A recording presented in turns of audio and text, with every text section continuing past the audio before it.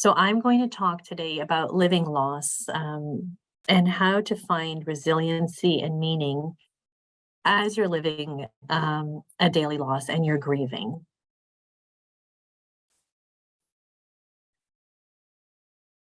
Okay. So my hope is that by the end of today, that you'll get some sense of the different types of ongoing losses that occur with the diagnosis of Alzheimer's disease. I really want to highlight that everyone's experience is so unique to them because it's contingent on the relationship that they have with their loved one. I often get questions of, is this normal? Should I be feeling this way? Why am I feeling this way? My friend isn't feeling this way. And so I hope that that's an important take-home message from today's talk, is that your experience is unbelievably unique to you and the relationship you have with the person that you love. I'm hoping you'll have an opportunity to explore and to understand the different grieving responses that are related to ongoing loss. My hope is we can have some discussion or some chat discussion related to strategies on how to manage loss and how to manage grief, particularly because it's ongoing. And of course, the importance of taking care of yourself as you take care of someone with Alzheimer's disease. I thought I would play this clip just to get a sense of what emotions it strikes up in you. And of course, because we're talking about loss, to maybe as you're watching it, reflect on the different types of loss that might be occurring in this particular video.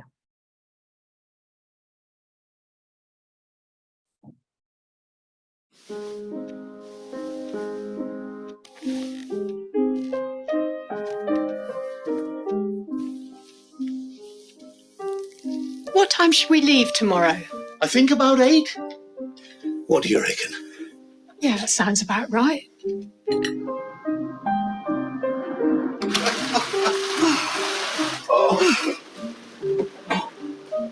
What time should we leave tomorrow? I told you, 8.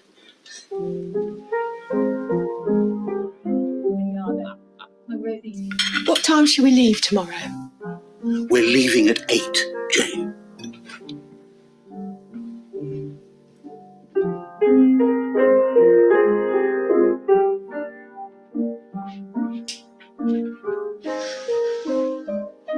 What time should we leave tomorrow?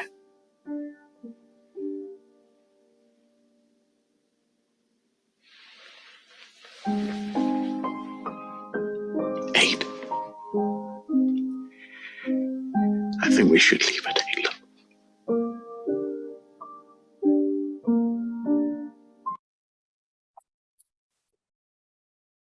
So I'm curious if people could maybe put in the chat, and then maybe it could be read out to me, what are some of the losses that you noticed?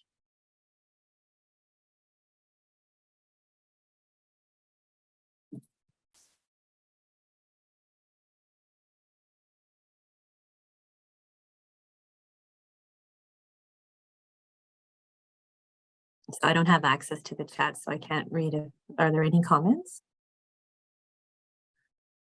Let me unmute myself. There we go. So just so people know, I believe on the webinar format, the chat is disabled. So questions and comments, we get put in Q&A tab. Oh, I see. Sorry about that. Get that for you. Okay. So Well, just right let me know now, if there's nothing there. I'll keep going. But I was just curious if people were able to notice, no, or if there was anything that resonated for them. Oh, wait. Bonnie just asked us, it works. Yes, Bonnie, it works. We can see. Nicole says memory. Elaine says loss of short-term memory. And we have someone saying, yes, I experience that every day. Okay. So the clear, obvious, more tangible one is loss of memory. The harder to understand sometimes are the other losses. The loss of the relationship, as this couple knows it. Loss of patience in that one clip where he got kind of frustrated and had to repeat himself. Perhaps loss of autonomy for the wife that was unable to recall, and as memory continues to decline, probably take care of self, and you can imagine the upcoming losses as well.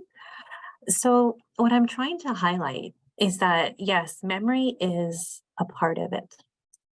But the secondary losses and the impact that it has on the person going through the diagnosis, but also the family members, are immense. Loss of a future they might have planned together, retiring together, traveling together, seeing family together. All of the hopes and dreams and plans they had, there's a significant loss there. I often feel that, and I share with the family members that I work with, that the loss starts from the moment you get a diagnosis. There is a loss in everything that you've known as stable and true in your life. And if there is a loss, that means the grief starts. With every loss, there's an accompanying grief, a sadness. And so from the moment you get that diagnosis, you're starting to live with grief. Were there any other questions or answers in the chat that I should know of or I should address? Yeah, we have a few more people who have talked about some of their losses. Some are just saying that they experience this every day, all day long. We have a comment here that what resonated with this person was where he was frustrated, and the husband was frustrated, and this person was saying it triggers her when people lose patience with her father. Yes. A loss of somebody else mentions a loss of ability to collaborate with your spouse. We have a comment about a loss of a companion who's aware of time, and a loss of the intellect over the last few years. Yeah. So a huge list. And that we have another one that somebody says that they get frustrated too much. Yes. And hopefully we'll have time to talk about that as well. I'm talking about loss and sadness as a predominant emotion today. However, there are so many different emotions that emerge as well as you're coping with seeing someone you love change and deteriorate over time. So I'm hoping we can get a chance to address that. So the overall point that I'm trying to make is that loss and grief start from the moment of diagnosis, and that they are continual. They continue to occur. And what that means by default is that you are living in a constant state of grief. And that can be very challenging. And so let's look at this concept of loss. Loosely defined, a complete deterioration or absence. And the act or fact of just being able to, you're unable to maintain something or someone. Now, the tricky thing about loss, or particularly with Alzheimer's, is it's what we call ambiguous loss.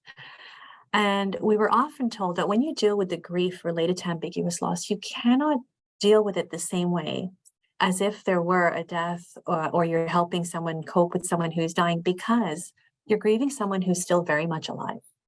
You're grieving someone who's present, who's tangibly there in front of you. And I really love this particular quote. As long as we have searched through all the tears we've cried, we have tried to find the reason for this long goodbye. And that's what it is.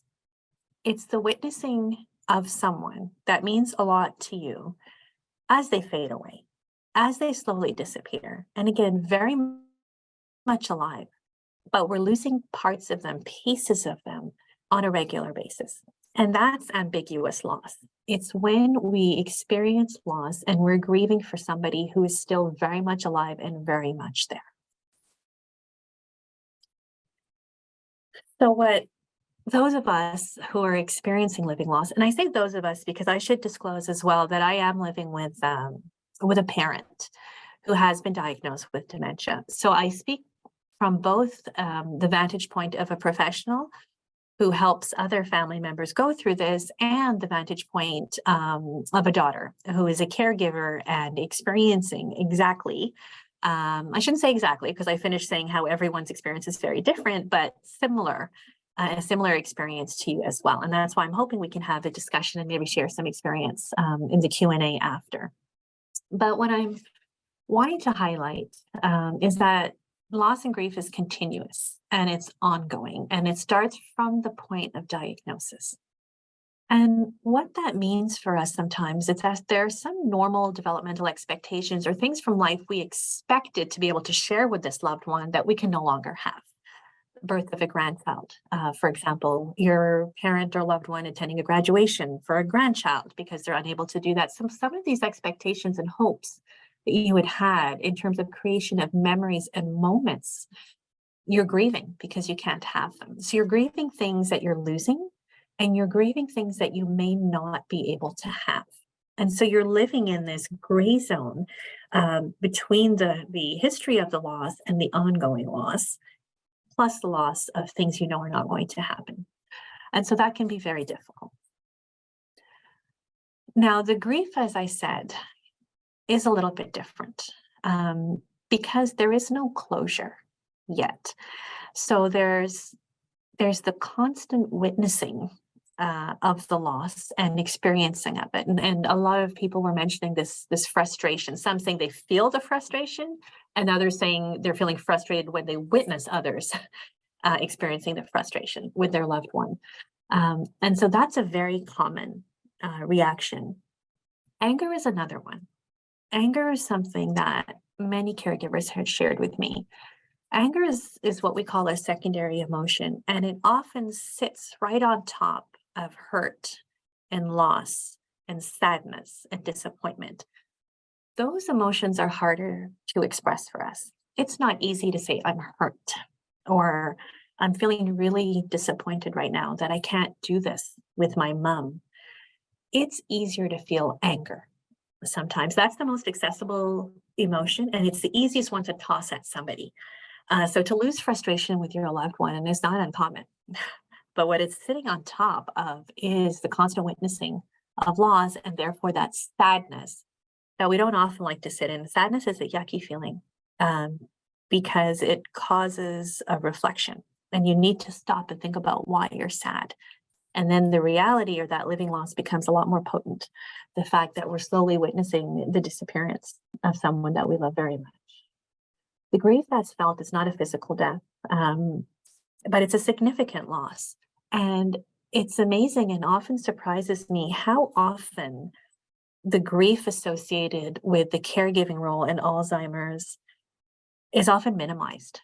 Even in a talk I gave earlier today, the person said, it's not as big as the loss they're experiencing for other people who had experienced a death. So there's this habit of minimizing the sadness and the grief that's attached to the caregiver role, I think is something that needs to be looked at and addressed a lot more. In fact, the importance of normalizing it and calling it grief, because that's what it is, should really be looked at. The magnitude of a loss is unrecognized and not acknowledged by others. And what that does then is it makes it a very isolating experience. When you can't talk about it as a loss, and you can't talk about it as grief and as daily grief, then how do you conceptualize it? What do you talk about it as and present it to other people? And because it becomes so challenging, you tend not to talk about it at all. And that goes back to feeling really isolated. And then there's a sense of helplessness and powerlessness associated with the loss. Family members will often tell me that they feel like they have no sense of control. And so the key piece is what can you control? You can't stop the ongoing loss or the grief, but you can certainly address the relationship you have with the person. And I think that kind of ties into one of the comments that was read out, is that frustration you might witness when other people can't be patient with the person you love. And so does that mean you're more patient, that you make more time, that you're more of a presence, that you create more moments? My hope is yes. And that is a really good way to address both the helplessness and the powerlessness that's associated.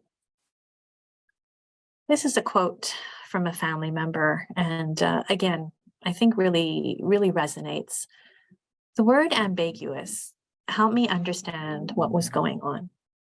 I'm still married to my wife. I love her, but I don't live with her. I've always been crazy about her, and I still am. She's looked after, but it is such a huge loss. The ambiguity is exactly how I feel. So I'm curious, I'm seeing that there's more, the numbers are going up in the question and answers. Is there anything at this point that I should address? Are there any new comments or questions? So there's only one new one. It says here, I've been told many times to be grateful my mom is alive, because when she's gone, she's gone. I totally get it, but I feel like I should never get frustrated or feel guilty if I'm not perfect for her. Thank you for bringing that up. I actually did a a talk for AGI, I think it was last year, on guilt. And I think there's an unfairness in that statement that puts a lot of pressure and burden on family caregivers. And even I said, right, a little bit earlier, that take the moment to recognize the values in the moment. But it's impossible to be fully present all the time. And in creating that expectation, you deny yourself your space for sadness. You deny yourself your space for grief. You deny yourself your space for tears, for being angry, for hating the situation that you're in, for hating the responsibility it might add to you, for resenting other people who aren't taking on the same responsibility. So I think that's an excellent comment, and I'm so glad that it was made. The guilt comes from feeling like you're not good enough, or feeling like you're not doing enough. And I think that needs to be tailored to everyone's own personal capacity. I often get questions about caregiving roles when there's more than one person involved in that role, and how it can often feel or be perceived as quite unbalanced, where one family member might be doing something more or something different. And I often say that's normal, because the relationship you have to the person is different, but also our individual capacities to deal with loss or witnessing loss is extremely different. By default, I'm in the healthcare field. I have a greater degree of comfort in witnessing and in being present and in being involved, whereas another family member may not have that same degree of comfort, nor be able to cope with it in the same way. So they help in different ways. But I think taking a look at your own maximum capacity to care and to contribute will help address the guilt. So you're able to say to yourself, not that I did everything I could, because that's dangerous, but that I did everything I could given my capacity. Adding that particular piece to it is extremely important, because it does address the grief piece. And I encourage you all to take the time to feel sad about things, to allow yourself to feel angry, because you're watching something quite devastating, and it is hard, and you are grieving. And so you're absolutely allowed those particular feelings. So I hope I answered your question or addressed your comments. We have another So comment here that's related. Sure. It says, oh, there's a few here actually, so I'll catch you up. It's, I feel the same way as far as people telling me to spend as much time with my father, but my response is that he isn't my father. It's very difficult to sit by and watch him disappear, and to feel alone in the loss as he is still alive to those around me. And someone else wanted to say, or sorry, the same person also followed that up with, I just feel very understood in what's being said. Okay, well, I'm glad, because sometimes we just need permission to feel really crappy, don't we? And I don't think we get that often enough. I also want to address this idea of losing the identity of the person. And so that's challenging. And I've heard that before, but I'd like to maybe reframe it a little bit differently. The relationship stays the same. So my mom will always be my mom. How she reacted to me, related to me, spoke with me, laughed with me, doesn't exist anymore. But the thing with Alzheimer's patients, and a lot of chronic illness when patients lose cognition, is the feeling piece. I often like to say the body remembers. So that feeling piece is still there. When you walk in a room, there may not be that visual recognition or the capacity to say your name or even recognize the relationship as things go on. But and again, everyone's experience is different, but there is a recognition of, I am someone who matters when I go in. She may not always be able to place me. That hasn't changed yet. So while the person you love changes and evolves and becomes someone different, it's still the someone that you have a relationship with. We say the same thing in grief.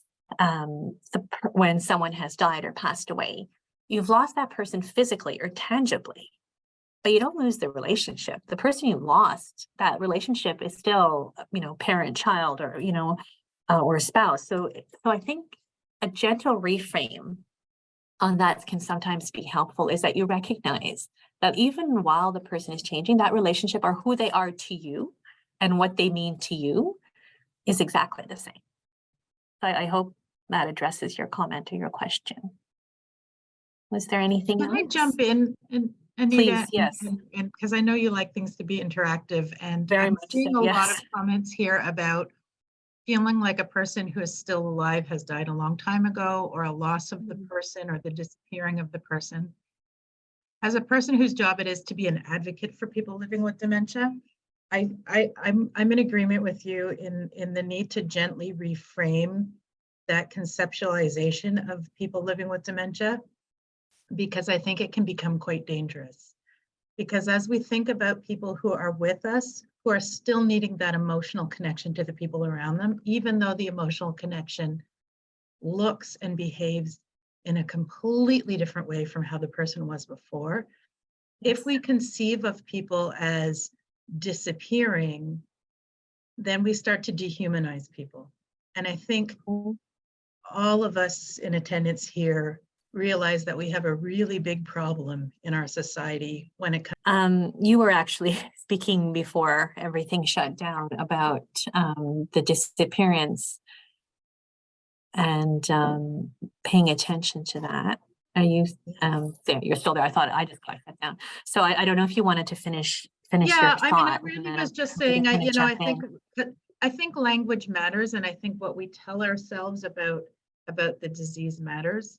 And I think while most people use it, most people who are spending a lot of time with people living with dementia understand when we talk about the loss of a person, we're talking about how that relationship changes and how the person, the way that they interact with the world might change. But I think it's important that we also recognize the fact that this is a human being who still has wants and needs and emotions and connections. And to build on that, when I have people tell me I can't talk to them, I can't communicate with them anymore, and there's that frustration layered on top of, as I said, the sadness and the hurt, I like to remind them that only 7% of communication is verbal. 93% is nonverbal. Do you know what you can do with 93% of communication being nonverbal? So much. You can be present. You can hold a hand. You can watch TV with the person. You can do so much that is nonverbal. Your tone of voice. You can sing. There's so many things, and I wish I had more time to go through the list, but that's often the work that I do, is when you say that, it's a staggering statistic. 93% of how you communicate with someone is nonverbal. So forget the 7% of the person not being able to understand you or process you or speak back to you, as is the case with my mom. Sometimes the articulation isn't there, but she's still telling me something when she smiles when I come in, or when I hug her and she hugs back. She's telling me something, and that's the 93% that I hang on to, because that's a significant percentage. So sometimes that really helps family members kind of, again, reframe. I use that word a lot, but look at things a little bit differently in terms of how they're interacting with an Alzheimer's patient. I think that's a key point. The other thing is, when you look at the quality of life of patients living with Alzheimer's and dementia, and you look at the research that's done in the area, how they determine quality of life, or the key indicators, or what impacts that, are twofold. One is the context in which they live. And that's really important. And that's why it's so stressful when it comes to placing a parent or a loved one or a spouse. It's where do I put them? Where I know they will be seen, treated respectfully, they will be valued, they will be heard, because they know that the context the person lives in impacts their quality of life. The other piece is family. So context of where they live and family are the key components of determining the quality of life of someone who's living with Alzheimer's and dementia. So that means you, as family members, play a key role, if not a significant role, in the quality of life of the person living with Alzheimer's and dementia. So to your point, seeing them, recognizing them, valuing them adds to their quality of life. And so that's an important piece to keep in mind as well. And I guess you've kind of already spoken to what I have here. The person you love is still there, not present in the same way as before, but still there.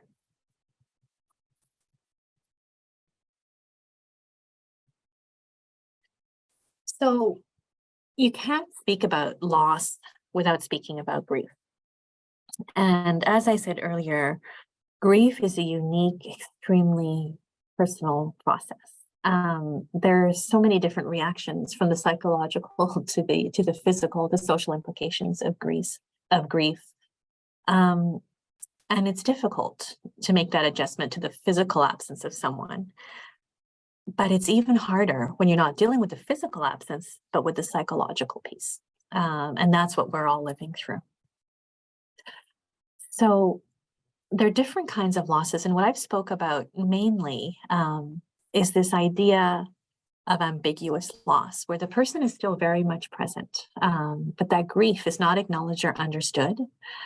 Then there's secondary loss. What else have you lost besides the person or the relationship with the person that you love? Social activities, often people, all of a sudden, we're not being invited out as much. No one's inviting us for dinner. No one's inviting us over. The other losses of perhaps not being able to accomplish things together, go on that trip that you had planned. So all these other losses that are not recognized either. And of course, disenfranchised loss. And this is sort of that social validation piece related to grief, and that it's not grief that is acknowledged or validated. And I think these different processes, it's all grief. You know, grief is a very general term that we use, and we attach it to loss, and we use the emotion of sadness. But if you look at how nuanced and how layered it is, it's actually pretty complicated. I'm seeing a question, or again, I can't access it. Is there something I should address? Yeah, so the comment here is, I now regret not making it a priority of spending time with my dad, who was nonverbal, over my mom's need for removing herself from looking after him in the home, with me as her only way to do this, bringing her shopping, groceries, etc. So if I'm understanding correctly, the struggle between prioritizing, and that's challenging when you have two parents with very different needs. And again, I don't know what the social network or social support system was. Regret's a tricky thing, and I could do a whole talk on that, but I think the fact that there's a reflection attached to that is already pretty significant. It's hard to know what to do sometimes in the moment, and that's why I think talks like this are so important, because it gives you permission to recognize that you're maybe a little bit stuck, and it gives you a network of resources to ask about how to get unstuck. And I think that's a really key piece. But it sounds like you were there for your mom and able to give her that space and the right to choose as well. So it sounds like you did something right there. Now let's look at resiliency. And this is a concept I think caregivers find hard to acknowledge in themselves. I'm finding more and more caregivers aren't often asked if they're ready for this role. And even if they say they are, the implications of what's to come isn't always clear either. And as the patient's health changes, their capacity or cognitive functioning deteriorates, the care needs go up. And caregivers often don't verbalize when they can't manage it anymore. And so there's a reason we look at caregiver burnout, and we have caregivers who are burned and caregivers that are getting sick. It's because they're not recognizing that piece. And so it's looking for that balance between being resilient and being able to manage things and finding meaning in the caregiving role, but also being able to step back and say, hang on a second, I can't cope anymore. Caregivers can say that they accept the circumstances, they recognize things can't be changed. And a way to find resiliency is look at the things that you can change. What can you focus on? And that's sort of where the resiliency piece comes from. So how do you create resiliency? What are some of the things that we can look at? The first piece is, under no circumstances is there an expectation, hopefully from family or your healthcare team, that you are supposed to do this all by yourself. If that is the situation you find yourself in, speak to your healthcare team, speak to the family doctor, speak to somebody, because it's too much to do it alone. It's hard to be resilient and to find any type of positive meaning if you're sitting isolated and alone in the experience, and there is no validation That's a big risk for family members, is when they don't feel that validation sometimes. I'm not saying that it's needed. There's no need to necessarily congratulate and say, hey, you're doing an amazing job, but being seen as a family caregiver for what you're doing and what you're contributing and for what you might be suffering is really important. Can It's I jump important. in and suggest also for those who feel like they're doing it alone to contact a counselor at AGI? The counseling is free and we're here to be partners. Fantastic advice, and I highly recommend that as well. It is always good to have someone else to speak to versus the thoughts that run alone in your head. I often say it's the scariest thing to be alone with your thoughts. So please follow that advice. Remind yourself of what your moral compass points are and don't lose sight of where you want to go. Finding support in them can help build resilience. So if your hope is to have your loved one stay at home for as long as possible, that's really important to you because that's consistent with your moral compass, then work toward that goal. But always put in a what if, and caregivers forget to do that. It's not black and white. We live in this uncomfortable gray zone where we don't live at the extremes where everything's going really, really well or everything's going really, really poorly. We live right there in the middle. And so if your intent is, and I'm just making up the example right now, to look after a loved one at home, that's fine. You work toward that. But please build in the what if. What if I can't anymore? Have a plan B. Even if you never use it, it provides some degree of a support or of a plan in case you need to use it. You need to accept that change is a part of caregiving. Accepting things that cannot be changed can be very difficult, and you can look at things that you can't control. So for example, again, I'm thinking of my mom whose place, there's certain things I can't control that are maybe more system oriented, but I can control how often I go to see her, what I bring, the time I spend with her. So the list of what I can't control is actually longer than the list of things that I cannot. And that really helps with the feeling of feeling helpless or powerless.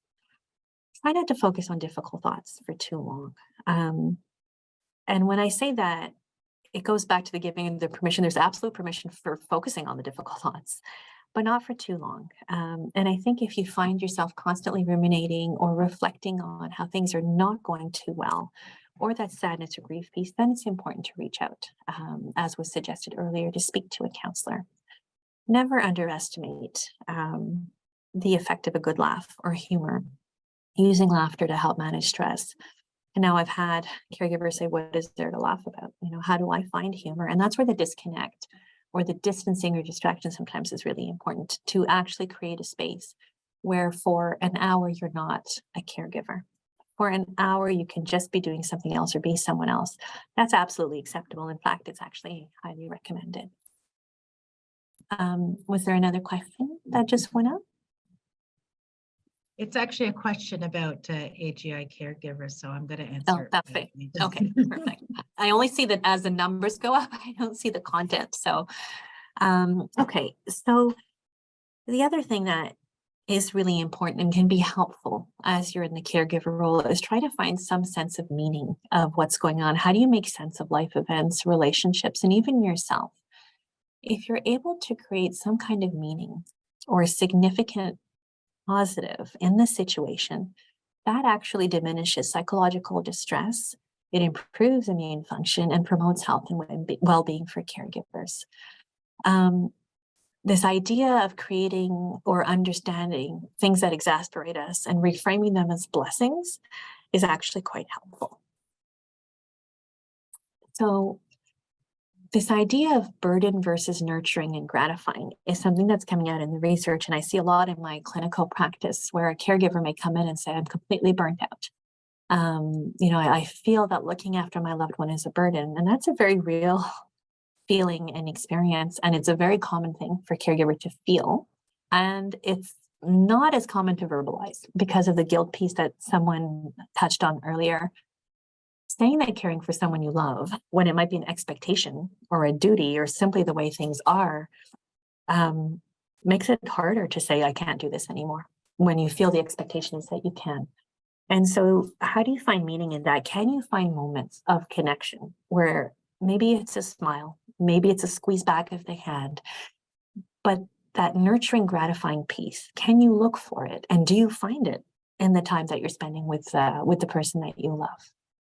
So this idea of a situation that can be exasperating, can you find the blessings in that?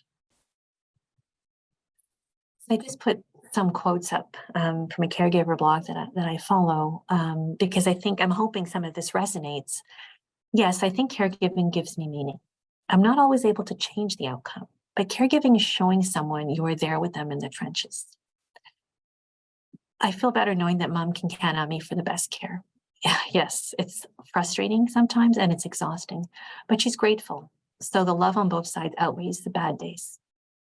My life is immensely meaningful because my husband is disabled. Without my care, he'd be in a home. We are truly blessed. Now, I recognize I'm deliberately putting on quotes from people that have found meaning and are able to articulate it and therefore frame things to address or decrease the level of distress they might be experiencing. But what happens if you can't find meaning or make sense of this or feel constantly angry or frustrated? What does that mean? That's okay too. You can still love and care for somebody, but not always have to take care. And I think this often makes caregivers feel a little bit lighter. If you don't have the capacity to take care of or to be the primary caregiver, it does not mean that you don't care and you don't love the person. As I said earlier, we all have very different capacities in terms of what we can do physically and emotionally for somebody. And in fact, we often encourage family caregivers to recognize their limitations and to pay attention to that. If you find you're questioning your motives and your capabilities, that's a huge red flag. That means you need to stop and reflect a little bit. And that again is maybe the time where you need to stop, ask for help, look at what the support resources are for you. It is okay if you cannot reach a place where you can find meaning. I would argue, though, that it is possible. And for that reason, I encourage you to kind of find someone that can be a sounding board and help you reframe things if you're struggling with doing it for yourself. So what can you do? Allow yourself to feel it. Give yourself permission to express it. Accept support from family and community. Caregivers will often say, people call up and they say, what can I do to help? I'm sorry you're going through this. What can I do to help? No, it's okay. I've got this. Don't worry. I'm okay. And I often say, why are you saying that? Accept the help. Even if it's, do you mind grabbing this from the grocery store for me? I'd love it if you can come over and go for a walk with me. Or would you mind coming over and sitting with my loved one so I can do that? So ask for the support. If you don't want to ask for it, if someone offers it, see it as an opportunity. Create a list for yourself that you can go to and ask for things. If people are actually asking you, they're asking you because they don't know what to do. They have a desire to help, but they don't know what to do. And so they're relying on you for some kind of clue as to what to do. So use it as an opportunity. Take care of yourself. Be kind to yourself. Be realistic with your expectations in the role of family caregiver. And I talked earlier about trying to find some sort of meaning in the loss. At the same time, it is okay to not be okay. There is no expectation, as the first person said, this idea of feeling guilty for not being able to do it all or do it all right. It's quite unfair to family caregivers. I'm conscious of time. So I guess I'll just quickly summarize this. Name it. If you're feeling sadness and you're feeling grief because you are living it daily as you're interacting with someone with Alzheimer's, say what you need. I often say the wrong question to ask is, how are you? Or how are you doing? Because by default, we answer that we're fine. And that is often not the case. Lean on your family and on your friends if they're there as resources. Deviate from saying, I'm fine, or I need, or I feel. Ask for help. Asking for help is not a sign of weakness or that you have failed. It's actually a sign of courage in recognizing in yourself the fact that maybe you've reached your maximum capacity.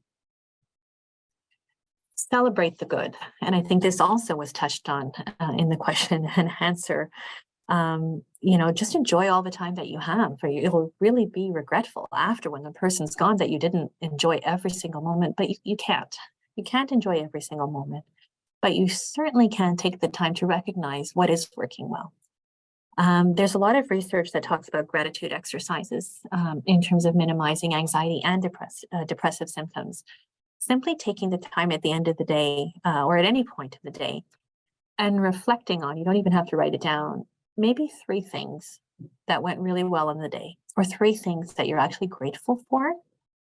Whether you do it formally by writing or informally by reflecting, has a positive effect on anxiety. Talk about the person. Talk about your memories, your history with the person, or talk about the person if you're with other family members. Keep them alive that way. And that touches on the earlier point about the disappearance of the family member, and how by default sometimes we devalue them. And even though they're still around, then it's almost like they have died. And that again impacts quality of life of the person, because we're saying family members, and how families define the person is actually an indicator of the quality of life of someone living with Alzheimer's and dementia. You can find meaning in your ongoing loss, closer ties, time for reflection, the realization of what is important to us, and not just in that relationship, but in your relationship with others. Take care of yourself. You cannot take care of someone else if you are not taking care of yourself. It is impossible. And I would often say that we don't need 2 patients. We don't need you to crash and burn, because then what happens? You're burning out because you want to give the optimal care to the person you love. But when you crash and burn, that leaves nobody. And so the optimal care goes to no care. I really like this particular quote, and we were talking about trying to create some sense of connection with the person that we're caring for. The capacity to care is the thing that gives life its deepest significance and meaning. And so we all have the capacity to care. We're all struggling with how to do that in a way that works for us and in a way that works for the person we love. And so my suggestion of trying to look for the significance or the meaning in it stems from that. I see there's a hand raised.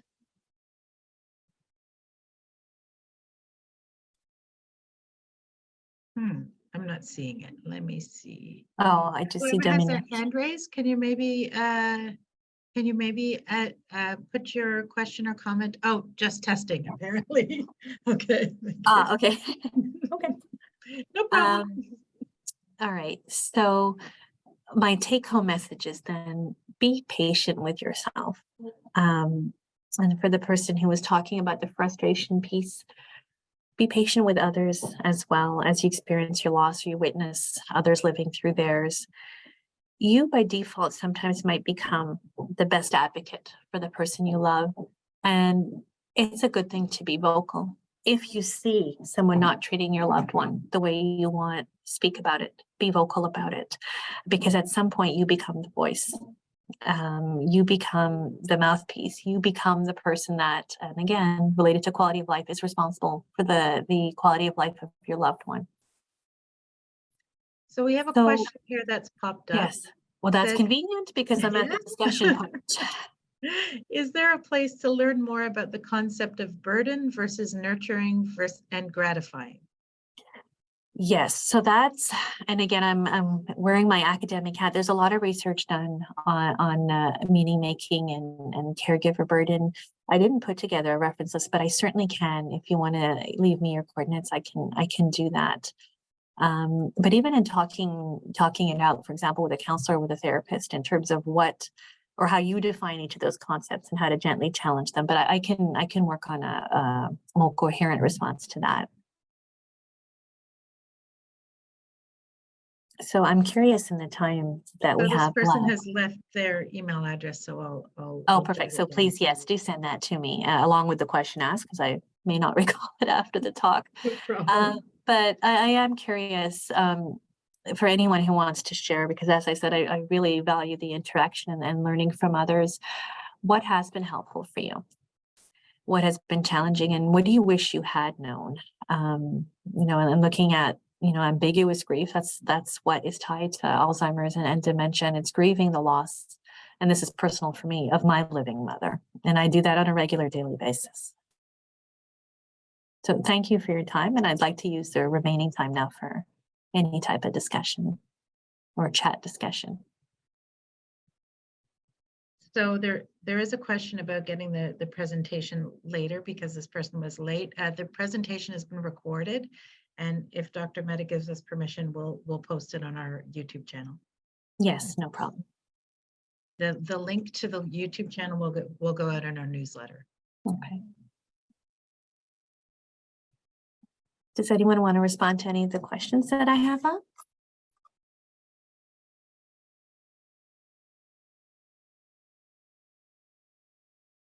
I have a comment here. Caregiving with my husband with 3 serious health issues is exhausting, frustrating, and very challenging.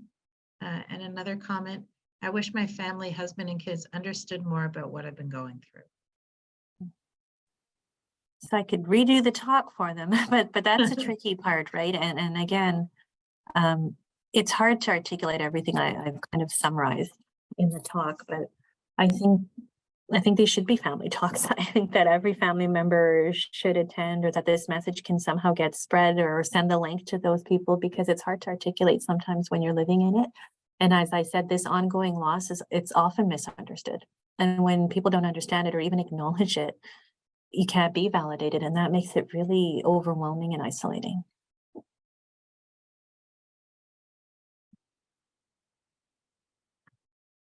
So there aren't any more comments here. I want to say thank you very much for the time. Oh, one just popped up here. Okay. Since we have 3 minutes, I'll read it. It says, Of it's course. hard to let others help because I know what my mother needs before she does. I need to learn to let go because she'll be safe. How do I do that? Oh boy, that's a big question. Sorry, I need to let go because, what was the last part? I need to learn to let go because she will be safe. So it's that feeling of I know I can provide the care better than others. And even though the care from others might be good enough, how do I let go? Yeah. If I'm reading it correctly. Yeah, well, no, and that's something that certainly resonates with me. I am by default, in my perception, the person who gives the best care to my mother, which is tricky when there are others who are giving the care. I think you said safe. Knowing that your mom is safe is the bottom line. Knowing that if you are the only person that can deliver that care is a guaranteed recipe for burnout. And so I would say take a step back and reflect on the things that you feel you absolutely need to be a part of. And what are the things that others can do as well? Definitely not as well as you, but can do as well. And that's the piece you need to look at. You can't let go of everything at the same time, and you may just have to start small. And maybe you I may have a little say, exercise that I walk people through that could help in a okay, situation like this. sure.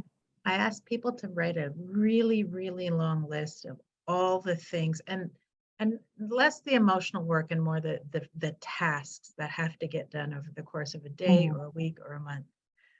Then we circle all the things that they really like to do because nobody's touching those things, right? Then we put a star next to the things that only they can do for whatever reason. So maybe it's you can only do that thing because the person you're caring for will only allow it to be you, or you're not comfortable having somebody else help that person with that. And that's okay. There's a few of those things on everybody's list, and there probably should be. Then we look at if there's anything left over.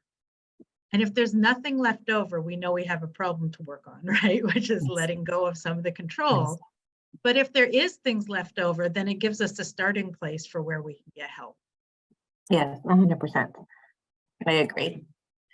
So if there are no other questions, then I would like to thank you for your time. Oh, there is a few questions. I'm sorry. They were coming in and I couldn't see them because I had to scroll down. So let me read you the few here. A lot of them are just comments about how lovely your session was.